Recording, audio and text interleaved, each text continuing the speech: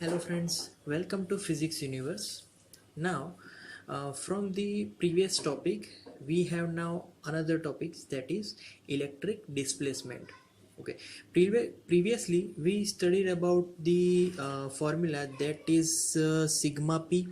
Clear? We know that sigma p. What is sigma p? It is surface charge density due to dielectric material. Clear? So whenever we put dielectric material in the effect of external electric field, then what happens there?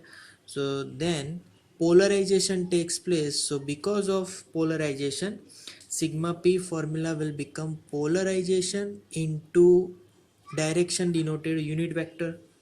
Clear? So it is n hat. Now what is n hat? N hat is, we know that it is unit vector, but also it denotes that the direction. So this unit vector is along the outward normal to the surface, normal to the surface. Clear? So this is its direction. Okay, now we are talking about resultant electric field. Resultant electric field is due to uh, charge on parallel plates and charge density due to dielectric medium. So here we get electric field E into n hat, again unit vector denotes direction, is equal to, we know that this formula sigma minus sigma p upon epsilon 0. Clear? Okay, now what is sigma p? Here I can write p into n hat upon epsilon 0. Clear? Okay, now here if I subject sigma, so to subject sigma, epsilon 0 must be multiplied with E n hat. So here epsilon 0 into E into n hat is equal to sigma minus P n hat. Clear? So sigma, here subject sigma, what happens then? Sigma is equal to epsilon 0 E into n hat plus P n hat.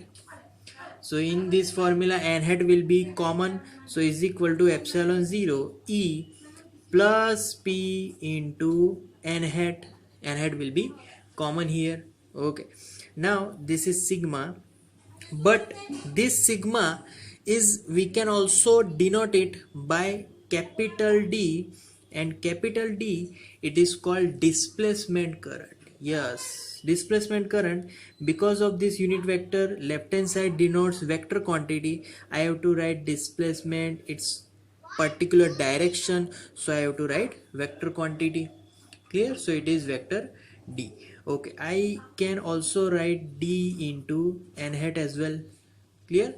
Okay, now here we know that displacement is, again, it is sigma charge density. Now this charge density, whenever we put dielectric medium in between the parallel plate capacitor. Clear? We know that E0, that is the electric field when there is no dielectric medium in between them. Yeah, so if I take ratio D upon E, now what is D formula? So D formula, that is sigma, oh sorry, uh, D formula is epsilon 0 into sigma upon sigma minus sigma p. Clear? So this is the whole formula from D. Okay, now is equal to, this becomes means sigma upon sigma minus sigma p. Earlier we discussed this ratio gives dielectric constant, so I have to write here with capital K. Clear? So now our D, if I subject D, D will become, D is equal to epsilon 0 into capital K into E. Clear?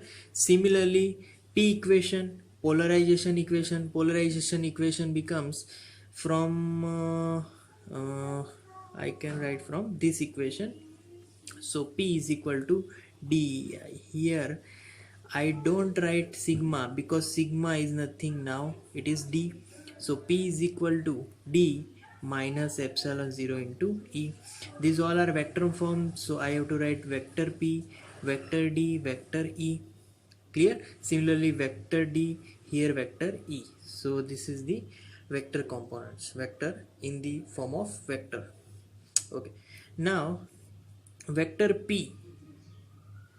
So from this equation, if I put D here, from this equation if I put here, so vector P is equal to epsilon 0 k vector E minus epsilon 0 vector E. Clear? So this in return I can write common terms are epsilon 0 vector E, so vector P is equal to common epsilon 0 vector E and into the bracket k minus 1. So this is the whole polarization equation for our example. Clear? Okay, so from this formula we can conclude that the after epsilon 0 and k minus 1, again we can simply give new physical quantity, and that is the chi E.